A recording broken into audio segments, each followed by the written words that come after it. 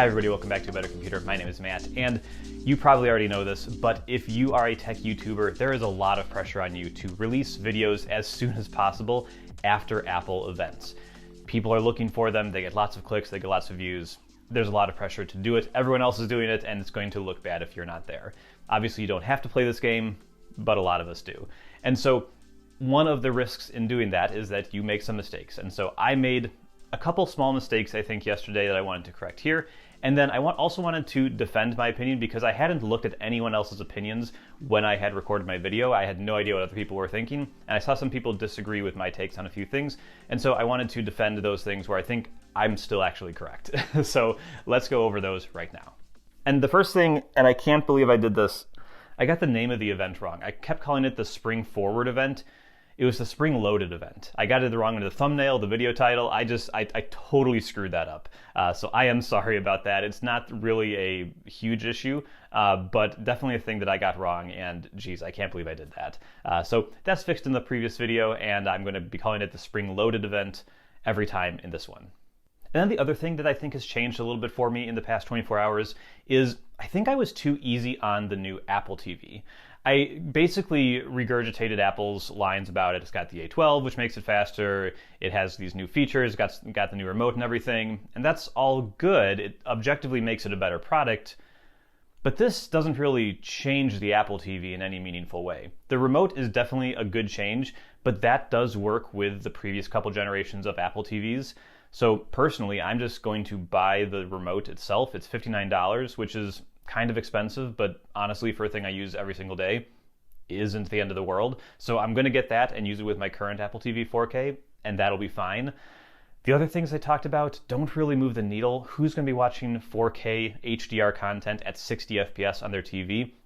It's really just things you shoot on your phone at this point, and I guess that's definitely a good thing to have, but it's not going to light the world on fire. There's no real content on like any video services that plays like this, so it seems like a pretty niche thing. Maybe in the future it'll be more common, but honestly, very little professional video is shot at 60 FPS. So outside of potentially sports maybe adopting this, it doesn't seem like a thing that's going to really pay dividends. There's also the cost issue. They didn't change the cost at all. It's still a expensive product, up to $200 for a streaming box. And again, the A12 will make games play better, but honestly, unless it was so much more powerful that they were going to bring a whole new class of games to it, it's not really going to move the needle for me. I doubt it's going to move the needle for a lot of other people. And again, because basically all of these games, especially the Apple Arcade games that come to it, have to work with pretty limited controls in many cases, it's not going to be a great gaming experience for a lot of people who want kind of higher end games. This isn't the gaming focused Apple TV that I think a lot of us are hoping for. I'm also just confused why they have two storage options now, why there's still a 32 and 64 gigabyte ones that are different price points. Why not just put 64 gigabytes in one and just sell it for one flat price? It's crazy to me, it's just crazy to me how this whole product line kind of works.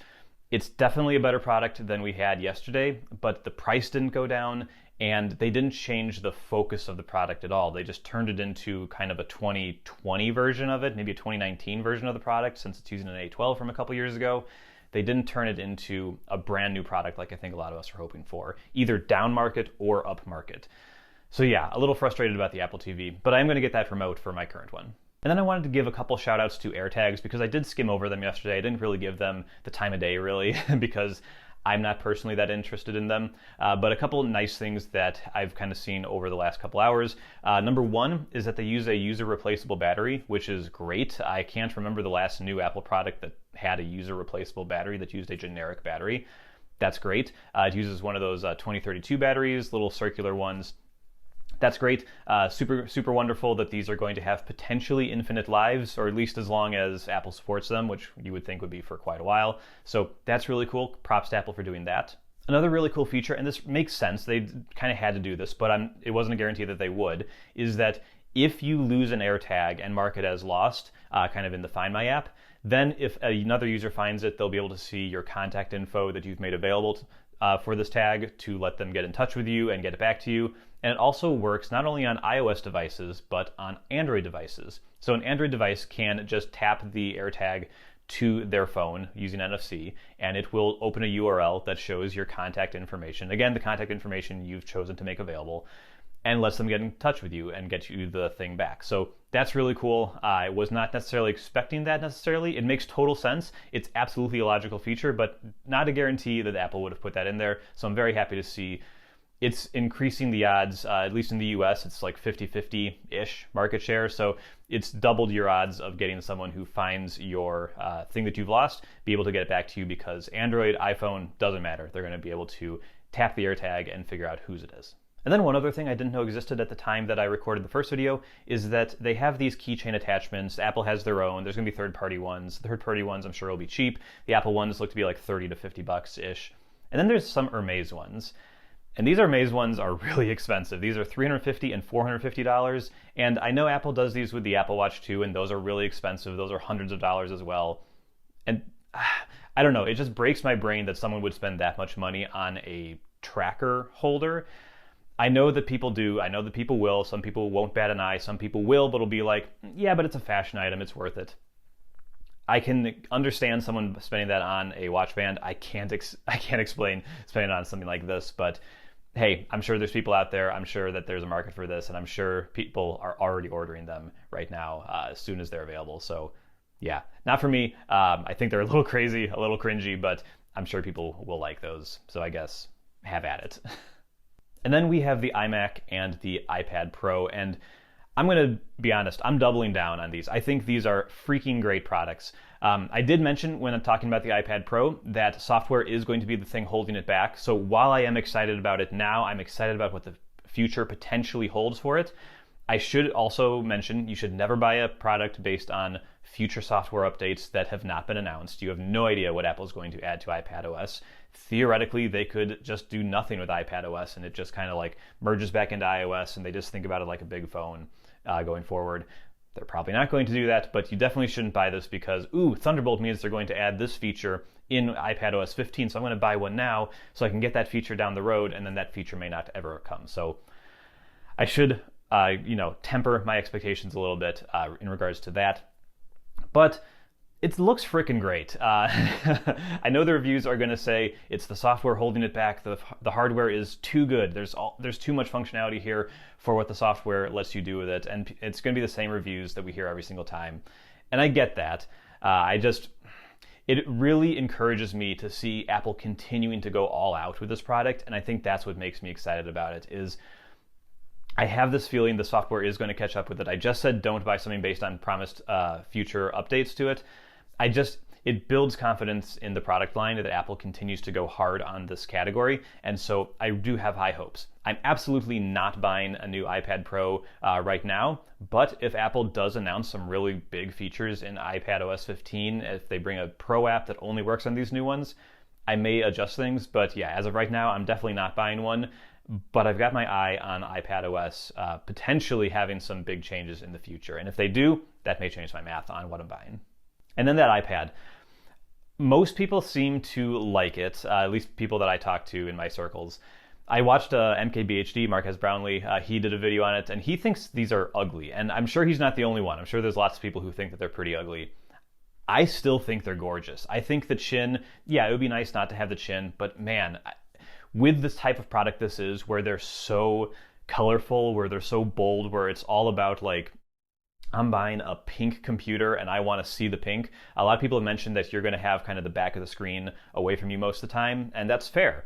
You totally are. But having a chin shows some of that color up front. I think it looks really, really good. I think that these are unbelievably good looking computers. And I can't believe Apple went this aggressive with kind of playing with these. I think they definitely communicate to the world that these are more consumer-y devices rather than professional devices, which is fine. They're totally powerful. Professionals could use them if they want, but these are definitely consumer-based products, not necessarily pro products. You see that with the I/O, you see that with the performance where the M1 is really good, but obviously we expect much more from them on some higher end products in the future in terms of the iMac. But yeah, I think it's an absolute stunner of a device. I think it's an iconic version of the iMac.